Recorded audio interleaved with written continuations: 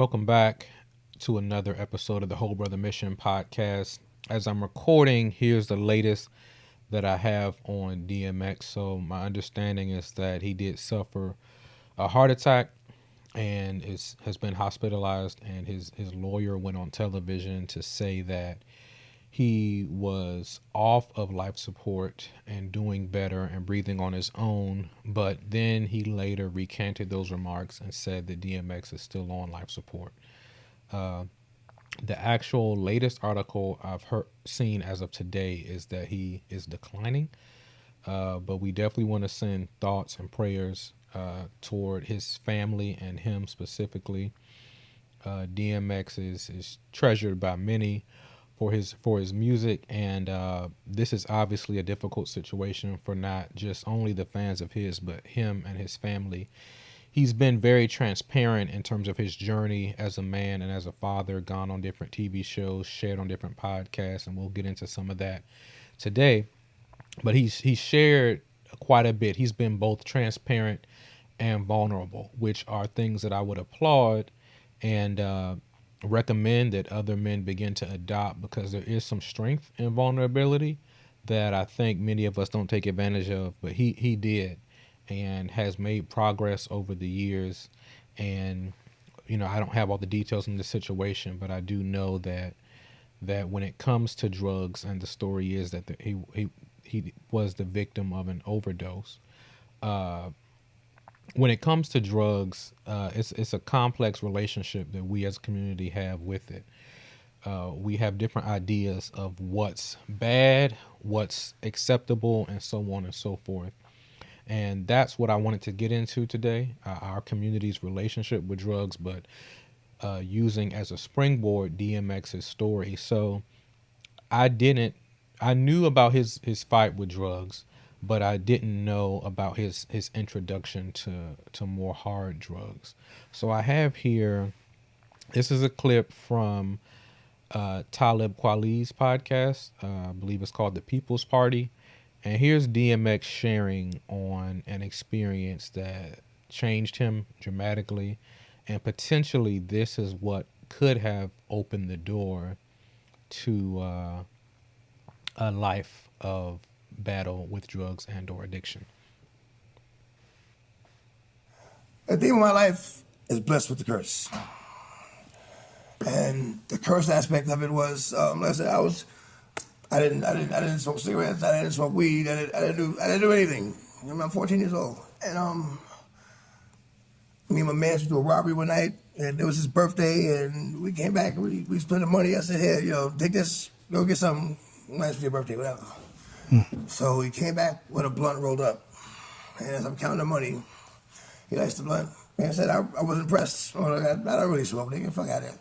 And he passed the blunt around. And, wow.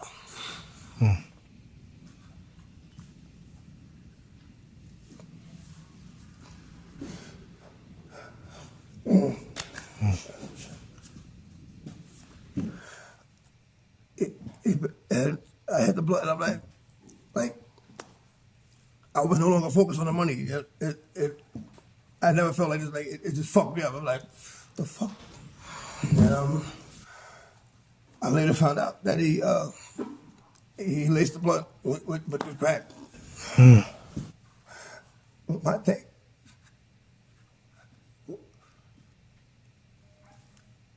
Why would you do that to a child? Right. And this nigga, like 30, you know what I'm saying? And he knew how I looked up to him. Yeah. He knew how I looked up to him, you know what I'm saying? And like, why would you do that to somebody who looks up to you like this? I mean, Take your time, brother.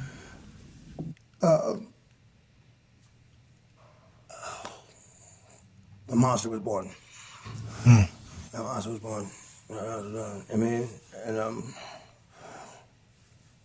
that's like I wouldn't do that to my worst enemy. I wouldn't wish that on my worst enemy. I mean, like I said, especially to someone that you supposedly love. Yeah. Why would you do that? Why would you do that? Right. I put that in one of my songs called Pain. I smoked crack at 14 for the first time. Give it to. You know, this is a lot, and I want to be careful in addressing some of the topics today as it relates to DMX, but also generally speaking about the black community. So he made it very clear that his blunt was laced with crack, and it was done by someone that he trusted. And he says, from there a monster was born, and that potentially could have been what have led to him not being able to live his life to the fullest, his battle with drugs, it damaging other relationships, and potentially now I'm hoping for the best that he's able to come out of his current situation. But from the reports that have been given to us, uh, there were drugs related to why he's in his current state. An overdose led to a heart attack, and now my understanding is that he's in a vegetative state. So first, I want to deal with obviously the compassion side of it. Once again, thoughts and prayers, and this shows us the severity of drugs and the different ways that they can impact the body and take away from your lived experience, the quality of your life. I've heard many describe drug addiction as more so surviving than living, just getting by, but not actually living or thriving, but just kind of existing and getting by. And just because someone's alive doesn't mean they're living a quality life. And my understanding is drugs can, take away from your lived experience tremendously to the point where you're just kind of floating through life, trying to get by or chasing another high or experience. And it's personal for me because uh, I think that as a community, when we look at things like this, uh, there's typically an outpouring of love and support. DMX has been trending ever since this news came out. Everyone's showing love to him, posting clips like the clip where he performed and it looked like half the world was there. This performance he did outside and different songs. And now even this interview clip that I just shared with you has come to the light because all the eyes are on him, and people in droves are supporting him and speaking highly of him. And that's great. And there's also this collective grief as it relates to what's going on. Like, this is so sad. This is so unfortunate. This is so terrible. But in this moment, I would like to challenge us to a newfound perspective that won't necessarily change the decisions that people make related to drugs. But then again, they might. But how we respond to some of these things before they get to this extreme point, I think is important for us to discuss. So I'm getting to that. So as I said, it's personal for me. I've shared in quite a few interviews in my book, Whole Brother, Debunking the Myths to Break the Black Family, that my father has and does struggle with drug addiction, right? And it's pretty much destroyed our relationship and his life. And the unfortunate reality is some of the things that I am concerned about, or one thing in particular, is that he may die alone. That because of his addiction, he's damaged most of his relationships. The closest would be myself, my older brother, my mother, his ex-wife, and his sister, and his sisters and his brother. And he's damaged most of those relationships, and it's just kind of looking like it's at a point, as the son, it's at a point where we know the call could come any day, that he has had a similar situation to DMX, where, all right, this is about to be it. And I haven't talked to him in a while. I've been in a position where I've had to block him because of some of the toxic behavior and statements. But I know that in his case, it began with the introduction from somebody else. And I know there's a difference between how we perceive weed and how we perceive crack. And my understanding is, in my father's case, he tried it as a teen, as a young person, and then he spiraled. I have two other family members who I know had the exact same scenario as DMX, where they were just doing weed, but they ended up getting weed that had something else in it, and that opened up a door where they began to spiral for a while. One of them has since passed, and the other has recovered and is no longer uh, dependent or battling with drug usage. But I think that we have to consider weed a bit differently. And I know this is unpopular, but uh, we have normalized smoking weed and haven't really had much of a community conversation about the impacts and the vulnerability that you're putting yourself in when you get it. So, some things that I don't think we consider is one, the illegality of it. We encourage and don't think that poorly or there's not much of an issue when it comes to weed. But let's look at the average, my focus is black men, black families. The average black guy that does smoke weed typically starts as a teenager, as a minor, similar to DMX. And many of us that do smoke are getting it just from our local weed man, who really, you're putting a lot of trust in him to trust that he's giving you something that's not tainted. DMX had someone that he trusted and he described as a mentor that broke trust by giving him something that was laced. So, one, there's the vulnerability of getting something that's passed off to you from someone who you really don't know can verify the purity of what you're getting. Two is the illegality of it. Many of us, many people that smoke weed are doing it with the understanding that in their state it might be illegal and there is some consequence that may come with that, depending on the laws in that area. And most are just trying to, just willing to go with whatever comes with that. They're just smoking, and I'll deal with the consequences later. I'm Olivia Morgan, intake coordinator here at the WholeBro Mission. I'm here to pass on a little information about how you can join us in helping men in need seek licensed professional counselors nationwide. Number 1, ask. Ask if your employer participates in matching donations. Many employers will match your gift to a nonprofit. We are a 501c3, so all gifts are tax deductible. Number 2, pass. Pass this video as well as our website on to others so that they are aware of our services and our need of support.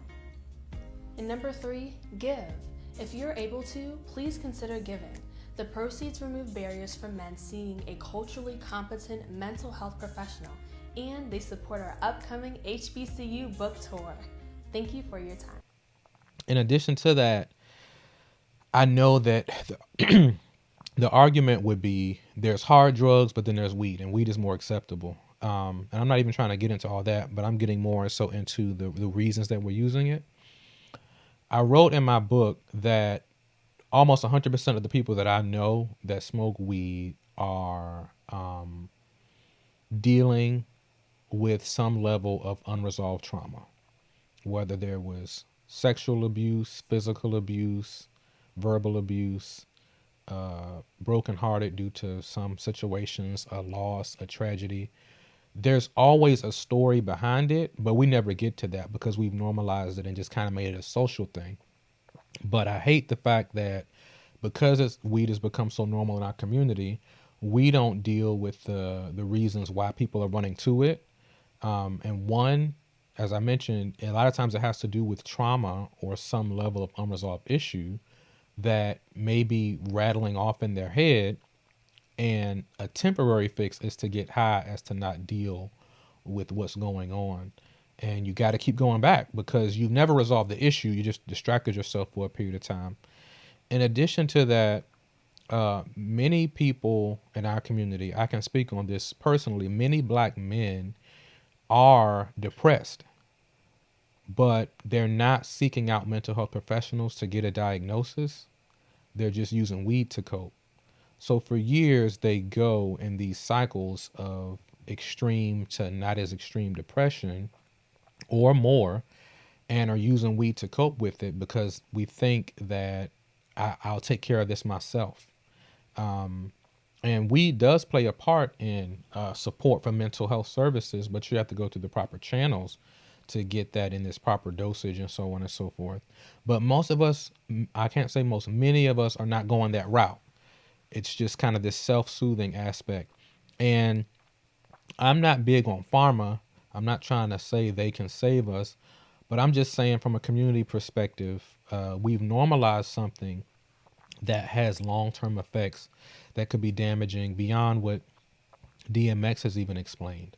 I think we need to dig deeper into why we're using different substances and be practical about, is this even smart?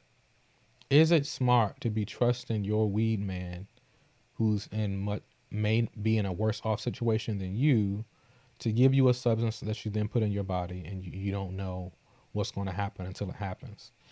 I know quite a few stories of people that have smoked weed that was laced with something else and then never haven't been normal ever since. They have not been normal ever since. And some would describe it as they lost their mind, but it has severe effects when it obviously another drug is put into the picture. So I'm not necessarily saying weed is as bad as harder drugs, but what I am saying is there's that potential of something else being in there that could have ramifications that you wouldn't imagine. And then when that does happen, we cry and we're distraught and, oh, how could this happen? But a lot of times, if we look back, it's very clear how some of these things happen. When we get to the point of tragedy, there are several signs along the way that we ignore. Once again, I made a point to say in my book that most of the people that I know that smoke weed, if not all, have some level of unresolved trauma. I want them to deal with that trauma rather than looking for an escape, because the trauma will end up taking hold of them in the long run. So this whole putting a band-aid on a stab wound approach is not helpful for us as a community. Through proper channels, incorporating weed into your life may be helpful. But that's not the approach that many are taking. It's the get it off the street route. And there's so much danger there, but we've normalized it. In addition to that, there's this example that I thought of more recently, the Breakfast Club, like the number one hip hop radio show in the country right now. They had a doctor on about a month ago. His name was Dr. Carl Hart. He's a professor at a school in New York. I think it's Columbia. And he wrote a book about drugs.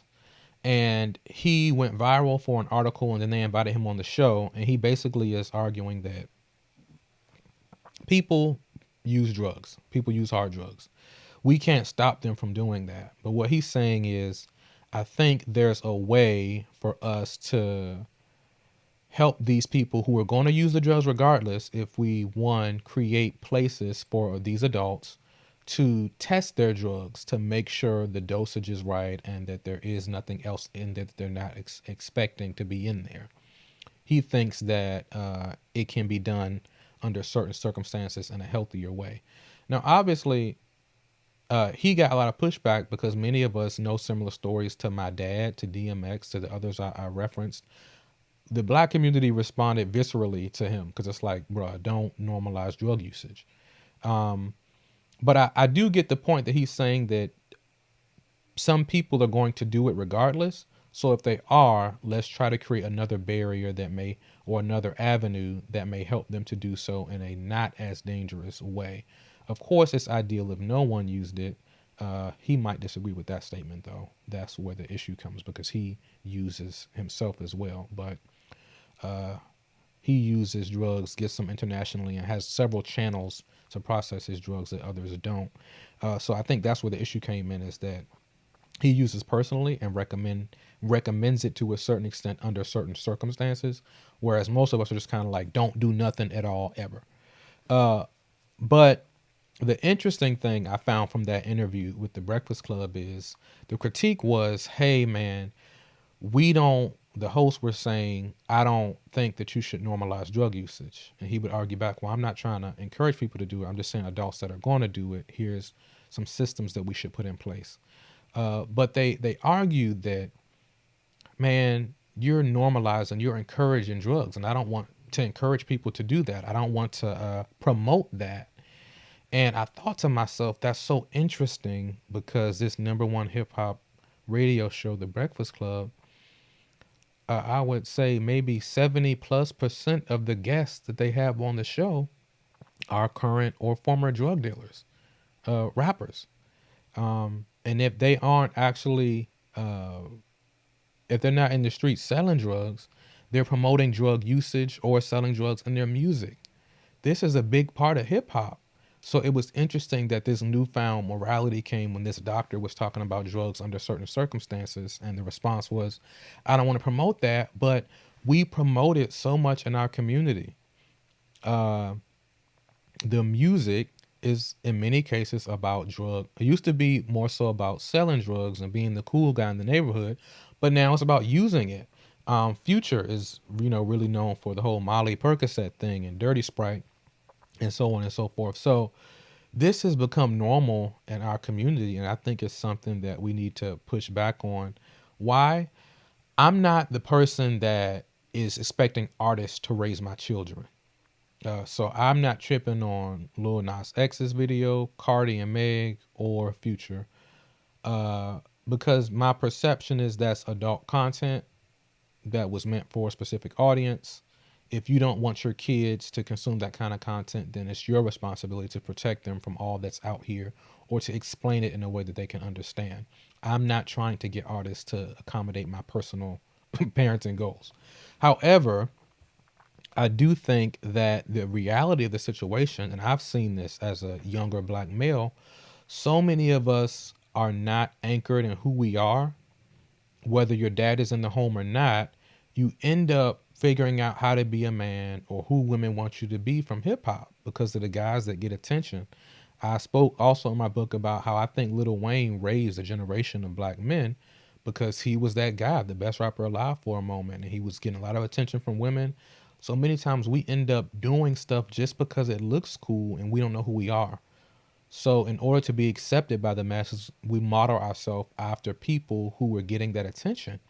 And I know I may step on some toes with this, but the reality of hip hop music is many of those guys come from very tragic situations and have not healed, but they're the ones that get put on this major platform. And then our black boys are taking, and men are taking cues from them. So people that may not even be interested in drugs are doing it because it looks cool. People that may not have been interested in sleeping around with a whole bunch of women are doing it because that's what's being presented. That's what's being normalized. That's what's being promoted. And it's important for us to take a step back and say, do I want to stand by this or support this? I may like the music, but what is the impact of what's happening?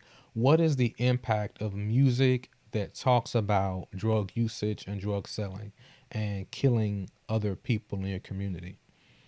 And as I said before, hip hop promotes not our best.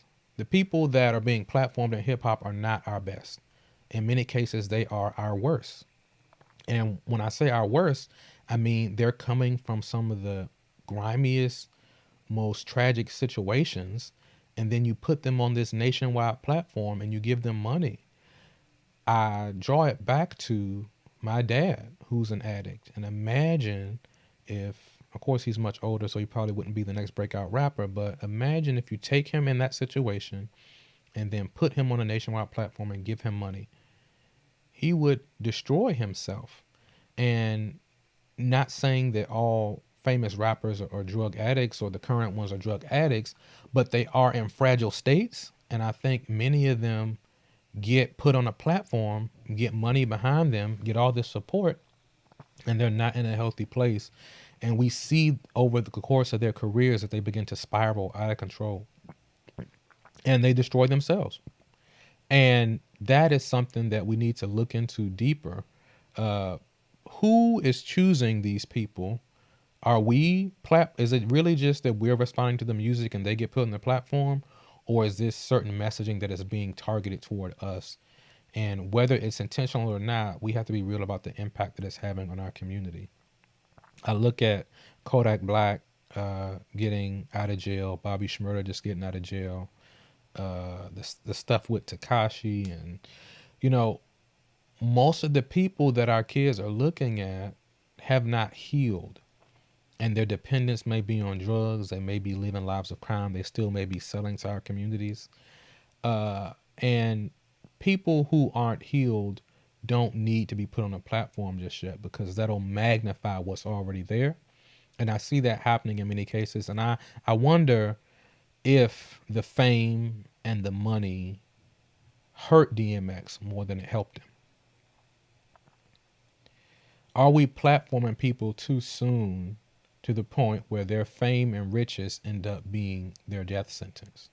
And yes, I want people that are in the hood to get an opportunity. You know, hip hop has provided that, where men that don't fit the mold of a professional, stereotypically, with a spotted past can become millionaires. So I'm all about creating avenues and opportunities for black men and women to come out of a not so great situation and then create generational wealth for your family and do spectacular things. But at what cost, though? How many of these people are not prepared for the platform that they're on? We even consider Whitney Houston and Michael Jackson, who died in tragic ways. You look at Whitney Houston, and then her daughter passed, and then so many people. I think another son of Bobby Brown's passed, and in many of those cases, that stuff is once again tied to drugs. So I know for those that probably are smoking right now, the reaction is, well, smoking weed is not the same as crack. Yes, I understand that. But my point is that this dependence upon substances is opening a dangerous door. For many, it does turn into other things. And even if it's just weed, long term, using that as a distraction can end up putting you in a position where you're not putting your attention toward deeper issues that we won't solve. You can't, I don't recommend smoking weed through your depression. If you go to a mental health professional and you get a diagnosis, you recognize something's wrong there, and then through your treatment plan, marijuana becomes an option, then so be it. But that's not the route many of us are taking. So I think we have to lean into what have we normalized, what have we accepted, what is the impact? And I would say the impact is dire. I don't think that weed is helping the black community. Widespread usage of it is just helping us do great. I see it as a resource that is creating a lot of additional areas of vulnerability and damage. As I mentioned before, gaining it through illegal means, getting it from a non-trustworthy source, and then using it as a distraction from deeper issues like a mental health issue or unresolved trauma. So, and then once again, platforms magnify who you are. So what may start off as just a thing I enjoy doing can turn into something more once you have money and access. You might desire a greater high, and you have access. And that's how many celebrities end up getting caught up in what one would say is odd drug situations, because they have so much access. People are bringing things to them. Try this, try that. But once again, that approach of distracting yourself from something doesn't end well. We have to be more direct in dealing with whatever the issue is. And that may be in therapy and counseling. That may be talking to a friend, but that's going to require you to be transparent about what's going on with you. So I would encourage you, if you are smoking out there today, obviously, it's understood as a problem when it is more severe drugs. But then again, we've normalized so many that there's other stuff beyond weed that we really don't trip on. It's like, well, that's not that big of a deal. If you have syrup, that's been normalized. Uh, but the effects are dire. Uh, I don't know what he uses, but I remember just a week or so ago, I think week or two, NBA Youngboy. One, many people joke about how he looks in different pictures, where you can tell when he's on something or not, and we laugh at that. But he more recently was on live, just sitting there. He was smoking and talking about I'm lost and saying I need help. And so many young black men are put on those platforms and they destroy themselves, even though they're of age. They are not in a position to protect themselves properly. And these record labels are just interested in them producing money. So they come, they entertain us, they never resolve the trauma, deal with the mental health issue, deal with the addiction, and then they end up dying tragically. And that's the cycle that we see so often. And I think we can do better. And I think we should start the conversation about balance in this area. Yes, a huge platform for your music is great, but what will this do for your livelihood and your being? What will this do for our community? What does it look like to leverage the images that we have put out there? These are conversations that I think are worth having rather than just settling for the status quo. And lastly, I wanted to draw attention to Kanye West. I'll be doing a video on him soon, as we do know he's had some erratic behavior over the course of an extended time, but we also look at him as a musical genius. But it is known that he was diagnosed with bipolar disorder, yet is on this huge platform and is seen as one of the best in his industry. But so often we look past that diagnosis. So I want to walk us through some history there and help us to look at these people from a more compassionate lens, but also argue for a different approach to taking these opportunities. There may be someone in your circle who has a talent, but also is not in a healthy spot. And taking an opportunity or a platform may be their death sentence, even though they may make money along the way. So these are things I want us to consider. Thank you for joining me today. This has been another episode of the WholeBro Mission podcast.